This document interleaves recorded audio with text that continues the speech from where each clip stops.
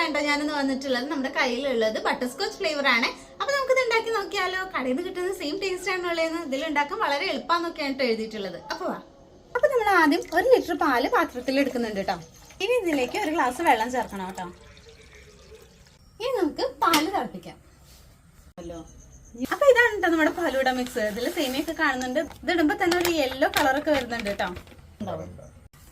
ഇപ്പൊ നമ്മൾ ഏകദേശം 15 മിനിറ്റോളം ഇതുപോലെ കൈ വിടാതെ ഇങ്ങനെ ഇളക്കിയിട്ടുണ്ട് കേട്ടോ. അപ്പൊ തന്നെ ഇതാ നമ്മുടെ മിക്സ് ഒന്ന് ക്രീമി കൺസിസ്റ്റൻസി ആയിട്ടുണ്ട്. ഇനി നമുക്കിത് കൂളാക്കാൻ വെക്കാം.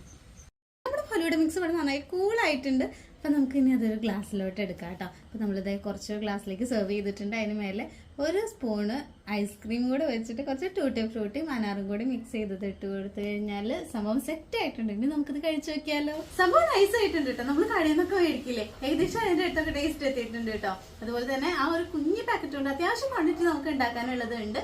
നിങ്ങളിത് ട്രൈ ചെയ്തിട്ടുണ്ടോ? ആർക്കൊക്കെ ഫലൂഡ ഇഷ്ടമാണ് കമന്റ് ചെയ്യണേ.